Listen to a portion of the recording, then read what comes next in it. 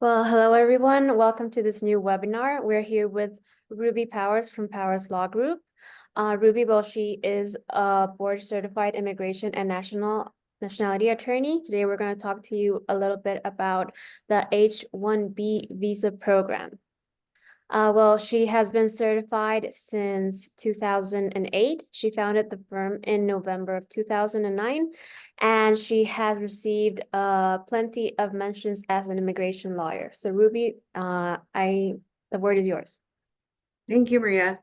So we're talking about the H-1B right now because this is the H-1B season. We are recording in January, and generally this is the time when individuals come to us with their company or companies come to us with their individuals and want to talk about what the process is. This is just a brief little webinar with just some information. It doesn't take the place of legal counsel or advice, and you definitely would want to have a consultation to learn more about this, about your particular situation. But we wanted to provide some information. So we're going to talk about H-1B, eligibility, prevailing wage, duration, and some other concepts. So the H-1B visa, you probably hear it a lot, and it becomes a big deal in the spring because the registration process, which started a couple of years ago, allows a company to put in their interest, that they are interested in a potential employee. Either they currently are an employee or they want to have them on an H-1B, and they're putting their hat in the ring, if you will.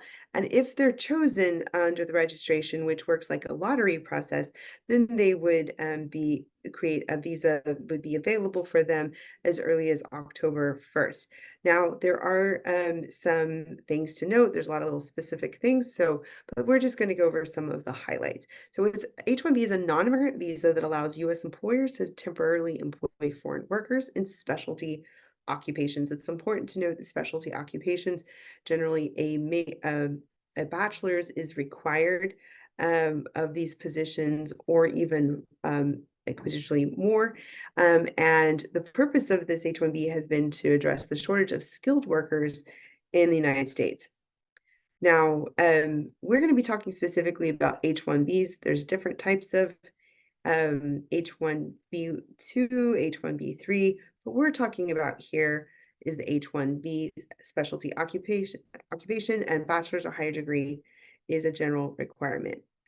Now, in 2020, USCIS implemented the electronic registration process. So let's go back a second. There's only so many visas available. And so how do you resolve this? Well, before 2020, what would happen is all of the companies who are interested would have to prepare an entire packet for an applicant and then submit it by April 1st. That it was received as early as April 1st was the earliest. And a lot of times USCIS would stop accepting them after like April 5th or something like that. And of the ones that they had, they would choose, they would do categories everybody, and then they would figure out a lottery system and say, we're not even going to open some of these because they weren't chosen for the lottery, because there is a statutory cap. That means there's a limit on how many visas that they're going to give out. Well, in 2020, they came up with this way to make it a little bit less cumbersome. And so what they said is everyone can do a simple registration process and show your intent, and then we'll use that, not the entire packet. We'll use that to decide to do the lottery. And only those who are chosen in that from the registration pool will be able to submit the rest of the packet, and we'll space things out so we don't get too many all at the same time. So anyway, we're talking about CAP specific situations. There are some cases when you're working for a nonprofit, a university, school that is CAP exempt, a hospital, thing like that. Certain things are groups, entities are CAP exempt, and when they're CAP exempt, that means you don't have to play by this whole registration process, and you could go later. One interesting fact is that if you are ever went through the CAP process, then you're pretty much good if you have to switch from one company that's CAP that's subject to the CAP again. But if you got in through a CAP exempt situation and then you try to go to a CAP position, then you have to go through the CAP process, or the registration process. So anyway, this is what we're talking about. H-1B has an annual numerical limit of 65,000 visas every fiscal year. And in for the US government, fiscal year means it starts October 1st. So all this activity in April is just in anticipation of the October 1st fiscal year start. An additional 20,000 visas is available for those who have a US a master's degree or higher from a US institution of higher education, and they would be exempt from the cap, but they're only allowing 20,000 for those individuals. Now, like I was saying, H-1Bs workers who are petitioned for or employed at an institution of higher education or its affiliated or related nonprofit or nonprofit research organization or government research organization are not subject to the numerical cap, so they don't have to worry about this. But if you later were not subject to a cap and then you want to get into the cap, then you will have to worry about this. So the application process goes like this. So the employer, what you're going to do is you're going to, if an employer is interested in register and going through this process, they're going to come talk to us, and we're going to know a little bit more about the company and learn about what their labor needs are, and we're going to learn about what applicant they're looking into and look at their resume and experience and the job description that they have in mind and make sure it's a good fit. If it is a good fit, we'll walk through the process though. If it's a good fit, then we can do a registration for that individual. And like I said, if that registration is chosen, then we can continue the rest of the process. So if they're chosen, USCIS filing process includes employer sponsors the foreign worker, demonstrating the need for specialized skills.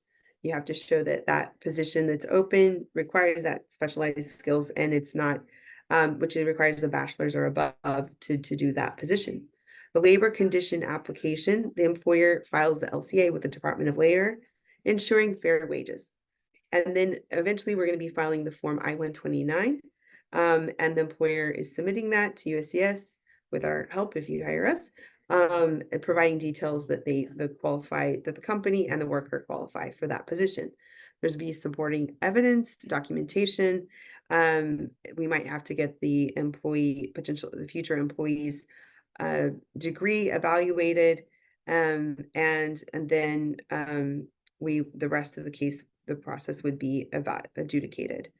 Now, if they're chosen the registration and everything and they get approved, then H-1B is initially granted for up to 3 years, and it can be extended up to maximum of 6 years. If the individual is outside of the country, they can recapture is the words we use that time. So if they go home in the holidays for a few weeks every year, a month or two or something, towards the end they could recapture that time.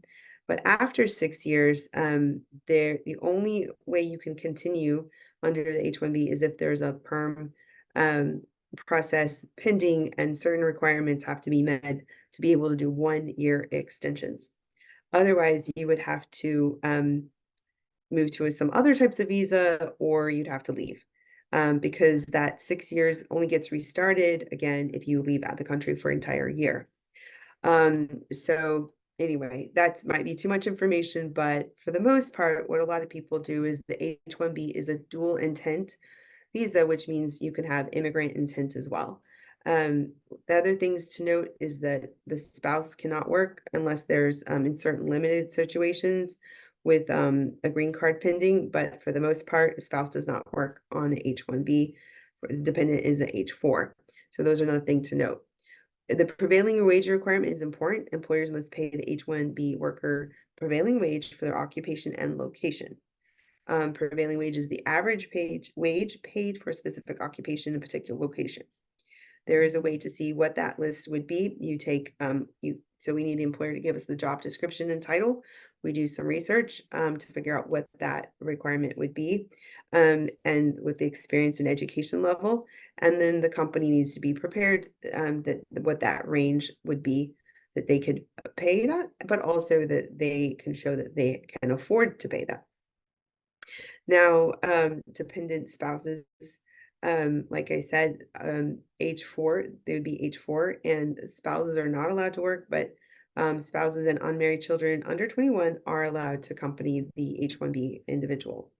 Now, certain H-4 dependent spouses can file work authorization as long as the H-1B has already started the process of seeking lawful employment-based lawful permanent resident status. And there was a bit of an expansion of this not too long ago, but this is in some very limited situation, but we're talking about individuals trying to get into the H-1B in the first place. So that would come later. Now, the reason why they have a lot of these safeguards is because they want to make sure the individual is protected and not underpaid or have some type of potential abuse. Um, but there is a lot of a labor shortage in the United States, and so this has been heavily used by companies, especially specialized workers. And, especially in the tech space and AI and everything that's been going on, this is a really great opportunity. But it doesn't have to be in tech space, but there's lots of different positions that can be filled with the H-1B. There's continued reforms and improvements, including some recent ones on the registration process, but it is a great opportunity. There are limits on the number of visas. It is extendable for 6 years and even more to recapture time, and even more if you have a green card pending, or immigrant visa pending, excuse me. Now, dependents can come with the H-1B, but there are limitations about the spouse's ability to work in certain limited circumstances. The other thing to note is you want to watch when children are getting close to 21, because then they would need to find their own visas. Now, this is more or less the process. If this sounds interesting, if it sounds something might be able to help you, do come talk to us, or look into it, not too late, because it's January at the time of this recording in 2024.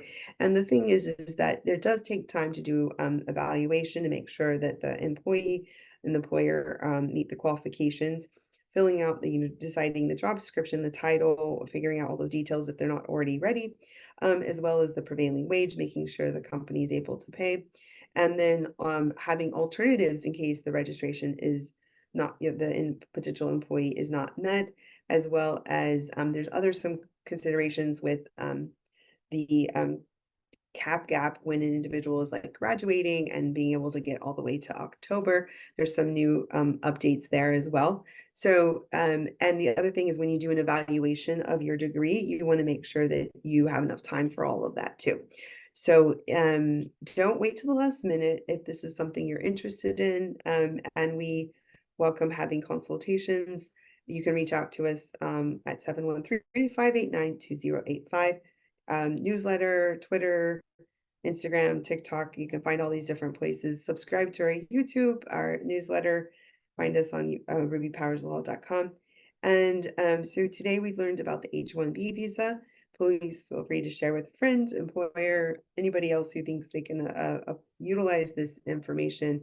We'd love to be a resource for you. And if there's a topic you'd like to hear more about, just let us know. Hope this was helpful, and have a great day. Thank you for watching. Again, this is Ruby Powers with Powers Law Group.